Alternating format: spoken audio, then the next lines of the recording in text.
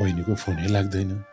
झन् आज ज्वाइँलाई अदालतमा पेश गर्ने दिन बहिनीलाई लिन आउँछु भनेको थिएँ, फोनै लाग्दैन।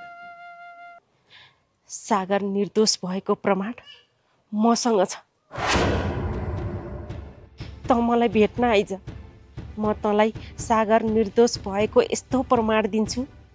त्यो प्रमाण तैँले भोलि अदालतमा लगेर पेश गरिस् भने सागर तुरुन्तै छुटिहाल्छ।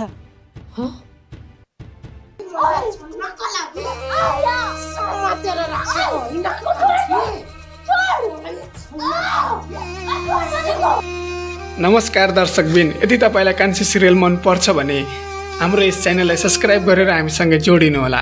कान्छी सिरियलको आगामी भाग निकै भयङ्कर र सोच्नै नसक्ने मोडमा पुगेको छ। अब सलिनाको पापको घडा पुरै भरिएको छ भन्दा फरक पर्दैन। सरले सलिनालाई के साँच्चै माफी देला नि त? के गर्लान् आखिर? त्यो भने हामी आगामी भागलाई कुर्नै पर्ने हुन्छ। कथामा अहिले सलिनाले कान्छीलाई निकै नै ठुलो प्रलोभन देखाएर एउटा एकान्त ठाउँमा बोलाएको छिन्।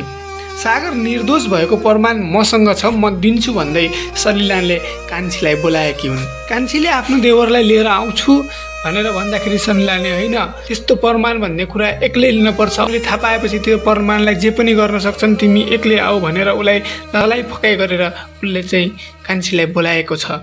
कान्छी पनि सागरलाई बचाउने आशमा सलिनालाई भेट्न जान्छन्। तर त्यहाँ पुगेपछि सलिनाले आफ्नो असली रूप देखाउन थाल्छिन्। उनले कान्छीलाई नियन्त्रणमा लिएर हात खुट्टा बाँडेर मुख थुनेर एउटा बोराभित्र बन्धक बनाएर राख्छिन्। कान्छीले आफ्नो छोरीको कसम खाँदै अरू खुट्टा ढोक्छु, मलाई जान देऊ भन्दा पनि क्रुस सलिनाले मन अलिकति पनि पगाल्दैन। उल्टै सलिना भन्छन्, बन्धक बनाएर राखेको छु, मेरो आँसुको श्राप लागेको हो तँलाई भन्दै कान्छीलाई भन्न थाल्छिन्। अनि कान्छीले पनि सलिनाको जवाफलाई जवाफ दिँदै भन्छ, त्यो सानो बालकको तँलाई आँसु लाग्छ, त्यो बालकले मलाई खोजिरहेको छ होला भनेर अनेकौं बिन्ती बिसाउँदा पनि त्यो सलिनाले कान्छीलाई छोड्दैन।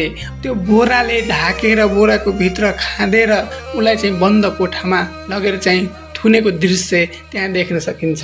उता रातभर घर नफर्किँदा कान्छीको सासू आमाले को केटालाई भेट्न गई भन्दै पुरा गुनासो गर्दै उसको चरित्रमाथि अर्थात् कान्छीको चरित्रमाथि औँला उठाउने काम गरिरहेकी छिन्। यहाँसम्म कि कान्छीलाई बुझ्न आएका मित दाई अर्थात् विध्वंस दाईले समेत सासूले गलत नजरले हेर्छिन्। तर कान्छीको देवर ठ्याक्कै त्यही बेलामा आएर आमालाई दाईको बारेमा केही पनि थाहा नरहेको र भाउजू रातिदेखि घर नभएको कारणले यस्तो गर्नुभएको भनेर विध्वंस दाईलाई सम्झाउँछ। यसैबीच कथामा सबैभन्दा ठुलो ट्विस्ट आउँछ, जहाँ सरले सलिनालाई फोन गरेर म तिम्रो कोठामा आउँछु भन्छन्। सलिना डरले आत्तिँदै कोठामा आउनु पर्दैन, हजुर कहाँ हुनुहुन्छ, म त्यहीँ आउँछु नि भन्न थाल्छिन्। सरले भने आज तिमी किन यस्तो गरिरहेछौ, अरू दिन कोठामा आइदिए हुन्थ्यो जस्तो गर्ने मान्छे आज कोठामा आउँछु भन्दा पनि डराएको जस्तो किन गरिरहेको छौ भनेर शङ्का त गरिसकेका हुन्छन्। तर उता सलिनाले भने कोठामा नलैजाने निर्णय गरेकी हुन्छन्। तर सरले नमानेर आफ्नै मनले चाबी लिएर कोठामा प्रवेश गर्छन्। कोठामा प्रवेश गर्नु साथ हुँदा अर्को कोठामा त्यो कान्छीलाई थुनेको कोठादेखि ठ्याक ठ्याक र ठुकठुको आवाज आउँछ।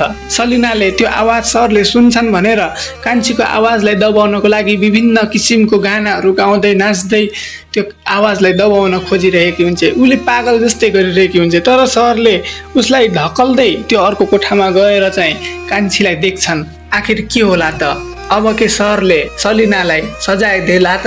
के सरले त्यो कोठादेखि गलत्याएर सलिनालाई निकाल्ला त? के होला साथीहरू, तल कमेन्ट गर्नु होला। अनि कान्छीले सागरलाई निर्दोष साबित गर्न सक्लिन् त? आखिर सलिनाको सबै पर्दा फास भएको छ। साथीहरू, अहिलेसम्म पनि च्यानलमा नयाँ हुनुहुन्छ भने च्यानललाई सब्सक्राइब गरेर सँगै रहेको बेल आइकन घन्टी बजाउन नबिर्सनु होला। आजको लागि यति नै। अर्को भागमा फेरि उपस्थित हुने बाचा गर्दै आजको लागि छुट्टिन चाहन्छु। हस्त, धन्यवाद।